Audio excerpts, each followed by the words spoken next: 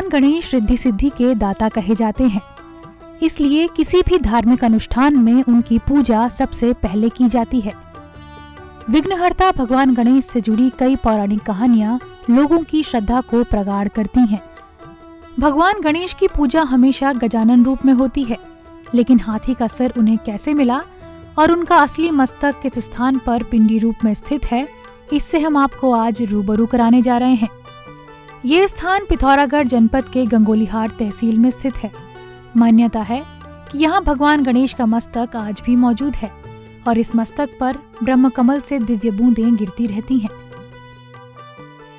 ये तो ऐतिहासिक दृष्टि तो हमारे पास ऐसा पुरातात्विक शास्त्र नहीं है, लेकिन जो किंवदंतियां हैं और उसका जो थोड़ा बहुत तालमेल जो बैठता है, अगर आप पाताल भुवनेश्वर में जाते हैं, वहाँ पर जो पूजा अर्चना की जाती है वो वास्तव में धड़ टाइप का वो पत्थर का बना हुआ जो है, क्योंकि पाताल भुवनेश्वर गुफा जो है वहाँ पर चूने का पानी गिरता है, जिस कारण से वहाँ पर अनेक रचनाएं हुई हैं। वहाँ पर ये किंवदंती है कि जब शिव जी ने पार्वती के द्वार पर उनको रोका गया गणेश के द्वारा, उसका सिर अलग कर दिया था। फिर हाथी का सिर ले आया गया पार्वती के अनुरोध पर, उनको गणेश बना दिया। लेकिन जो हाथी का धड़ जो है वो गिरा हुआ कहते हैं कि पाताल भुवनेश्वर में किंवदंती प्रचलित है। वहाँ पर लोग जाते हैं, उस धड़ नुमा पत्थर को देखते हैं, पूजा अर्चना करते हैं। पुराणों के अनुसार पाताल भुवनेश्वर के अलावा कोई ऐसा स्थान नहीं है जहां एक साथ चारों धामों के दर्शन होते हों। पाताल भुवनेश्वर गुफा में केदारनाथ, बद्रीनाथ और अमरनाथ के भी दर्शन होते हैं। इस गुफा का वर्णन स्कंद पुराण में भी मिलता है। कलयुग में 722 ईस्वी के आसपास जगत गुरु शंकराचार्य का इस गुफा से साक्षात्कार हुआ तो उन्होंने मंदिर के अंदर स्थित शिवलिंग को तांबे से बंद कर दिया था, क्योंकि इस शिवलिंग में इतना तेज था कि कोई भी व्यक्ति इसे नग्न आंखों से नहीं देख सकता था। बहुत विदित स्थान है, यहाँ से कैलाश तक उसका लिंक है। सबसे बड़ी बात यह है कि पाताल में जो गणेश जी का कटा हुआ विग्रह है, क्योंकि वहाँ गणेश जी का जो है मेन विग्रह दिखाया गया है। दूसरी बात यह है, जैसे सृष्टि की रचना हुई वैसे ही पाताल की रचना भी हुई है, क्योंकि सृष्टि का संबंध पाताल के साथ है, क्योंकि वहाँ कलयुग का अंत है।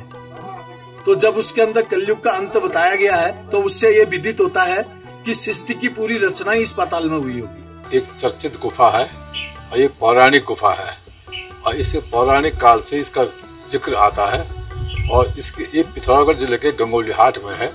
ये भी बताया जाता है इसमें कि अयोध्या के राजा ऋषिपर्णा के द्वारा यहाँ आए थे, तो उन्हें मृग की ढूंढ में यहाँ गए थे, तो इनको यहाँ शिवलिंग मिला और ये पाताल गुफा के अंदर वो गए थे मृग के पीछे, तो यहीं से शिवलिंग का पता लगा।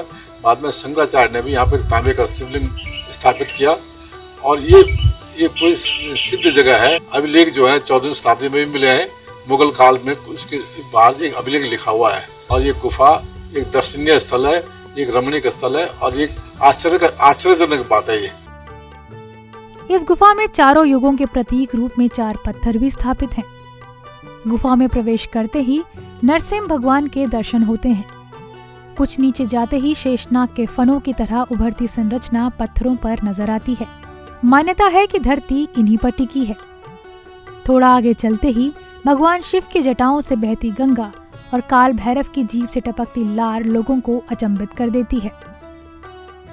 ऐरावत हाथी भी आपको यहाँ दिखाई देगा, तो स्वर्ग का मार्ग भी यहीं से शुरू होता है।